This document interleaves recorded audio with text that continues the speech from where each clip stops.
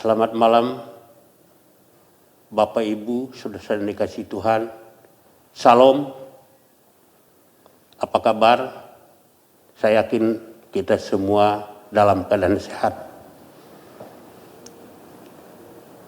Bapak Ibu, saudara-saudara yang dikasihi Tuhan,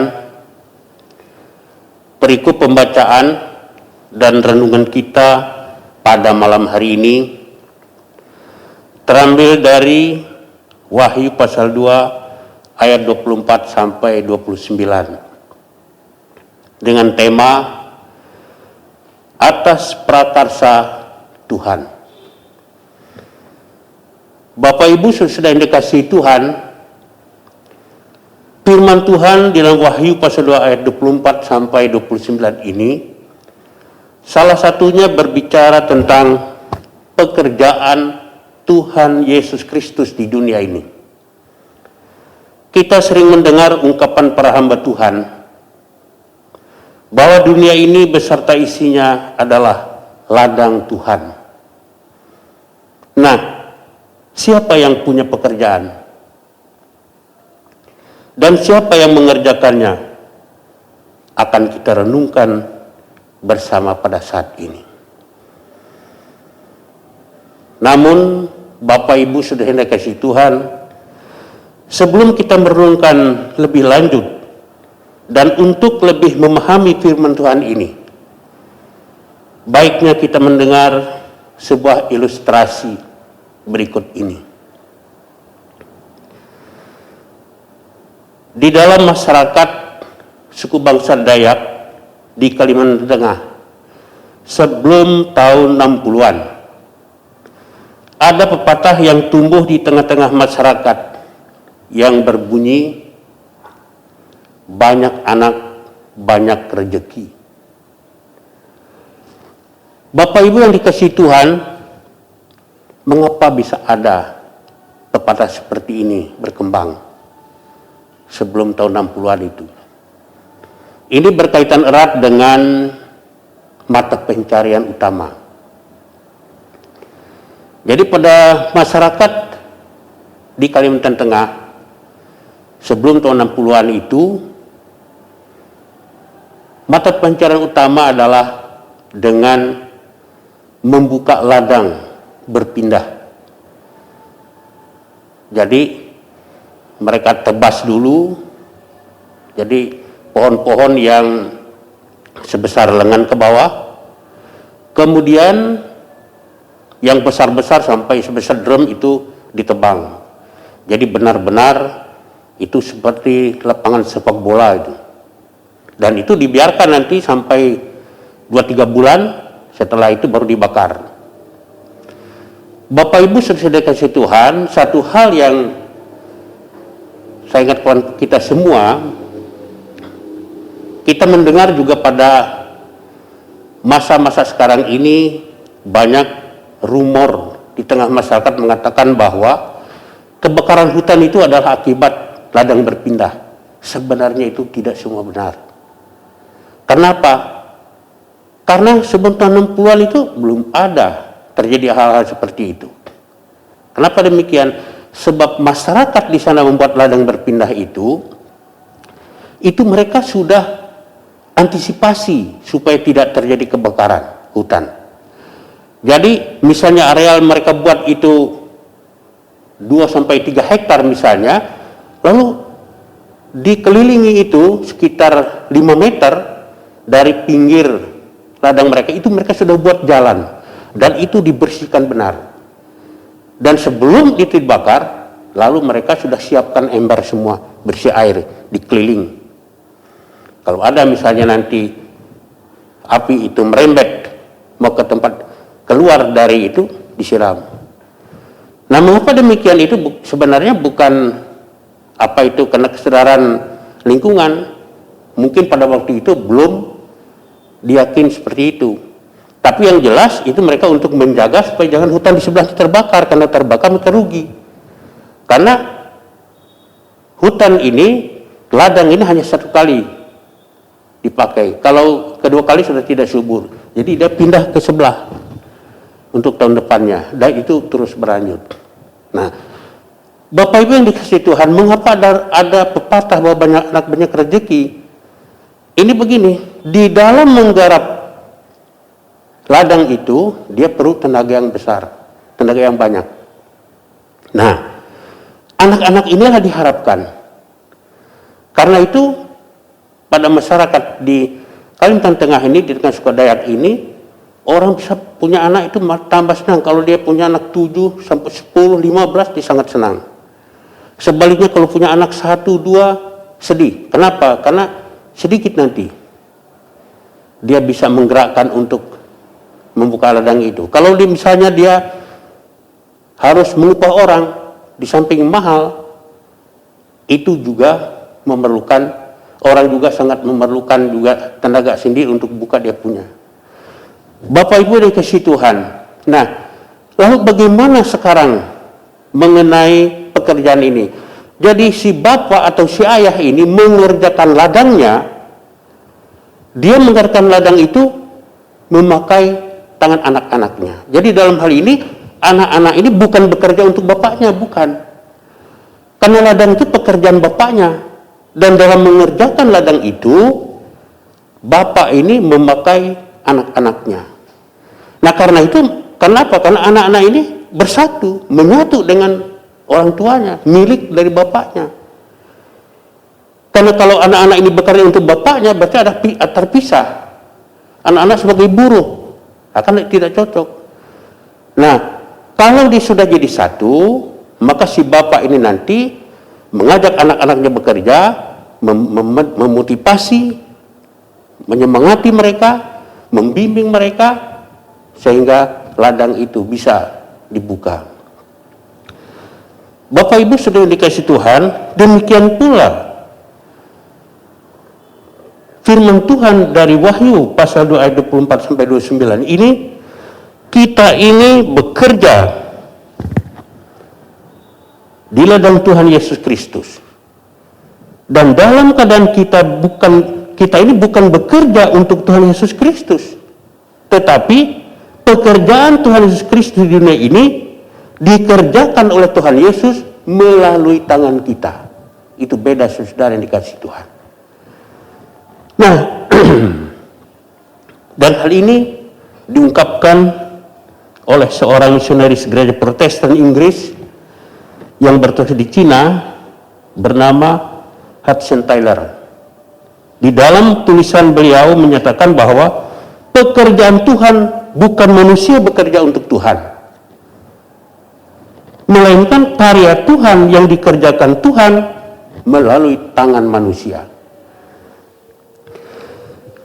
Bapak Ibu yang dikasihi Tuhan Yesus Kristus, hal ini telah diungkapkan oleh seorang misionaris gereja Protestan Inggris yang bertugas di Cina bernama Hudson Taylor.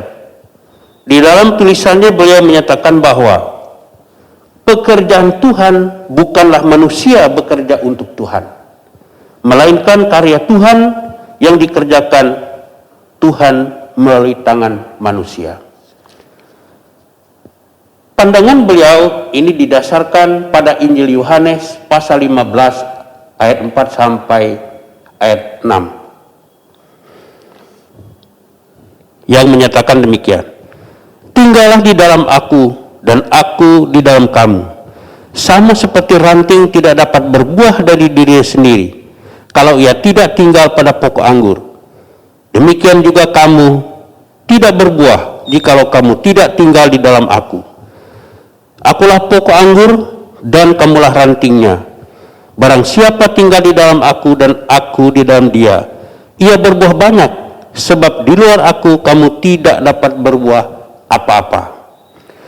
Barang siapa tidak tinggal di dalam aku, ia dibuang keluar seperti ranting dan menjadi kering, kemudian dikumpulkan orang dan dicampakkan ke dalam api lalu dibakar. Jadi jelas saudaraku, agar Tuhan Yesus Kristus bisa memakai tangan kita untuk mengerjakan pekerjaan Tuhan Yesus Kristus di dunia ini, maka kita harus dapat menyatu di dalam Tuhan kita Yesus Kristus. Sehingga Tuhan Yesus Kristus akan memberi kekuatan dan bimbingan kepada kita, sehingga kita dapat menyelesaikan pekerjaan Tuhan tersebut dengan baik. Keberhasilan kita menyelesaikan tugas pekerjaan Tuhan inilah yang dikatakan Tuhan kita sebagai pemenang. Bapak Ibu saudara dikasihi Tuhan, untuk dapat menyatu dengan utuh di dalam Tuhan kita Yesus Kristus, maka kita harus benar-benar beriman teguh pada Tuhan Yesus Kristus. Persoalannya, bagaimana yang dimaksudkan dengan beriman teguh pada Tuhan Yesus Kristus? Apakah dengan pintar berkhotbah? Apakah dengan rajin beribadah minggu? Rajin ibadah keluarga dan juga ibadah-ibadah pelkat?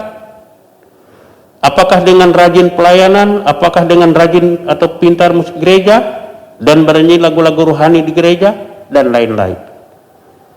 Ternyata jawabnya belum tentu beriman teguh, saudaraku. Tetapi ada 3 kondisi yang harus dipegang teguh oleh seorang Kristen yang dikatakan sungguh-sungguh beriman teguh pada kuasa Tuhan Yesus Kristus. Yang pertama, seorang Kristen yang dikatakan sungguh-sungguh beriman teguh adalah seorang Kristen yang percaya dengan sungguh-sungguh pada kuasa Tuhan Yesus Kristus. Apa ada orang Kristen yang tidak percaya dengan sungguh-sungguh? Banyak, saudaraku. Kita ambil satu contoh. Manakala kita kena sakit berat, dokter sudah angkat tangan, medis sudah angkat tangan, keluar negeri mungkin biaya tidak ada, terapi juga sudah tidak mempan, sudah berdoa juga tidak ada perubahan. Nah, disinilah terjadi persoalan ujian kepada iman kita. Yang tidak beriman teguh pada Tuhan Yesus Kristus lalu cenderung mencari kekuatan lain. Mungkin pikiran orang pintar. Nah, mencari kekuatan-kekuatan di luar Tuhan Yesus. Mungkin saja nanti ada yang berhasil, tetapi jiwanya sudah terikat di dalam kegelapan itu. Jadi Bapak Ibu yang dikasihi Tuhan, orang yang sungguh-sungguh beriman, kalau sudah semuanya sudah tidak ada jalan, dia berserah pada Tuhan Yesus Kristus. Kalau mati, biarlah mati dalam Tuhan Yesus Kristus. Karena jiwa kita jelas diselamatkan oleh Tuhan Yesus Kristus. Rasul Paulus mengatakan, mati adalah keuntungan. Kenapa demikian? Karena mati dalam Tuhan Yesus sudah ada jaminan. Jadi Bapak Ibu yang dikasihi Tuhan, itu yang pertama. Tapi harus ada yang kedua. Jadi seorang Kristen yang ketika sungguh-sungguh beriman adalah di mana roh Tuhan Yesus Kristus dapat berdiam di dalam hatinya, dalam hati kita. Bagaimana kita tahu bahwa roh Tuhan Yesus ada di hati kita? Mudah untuk kita mengetahui. Kita tahu karakter Tuhan Yesus bagaimana.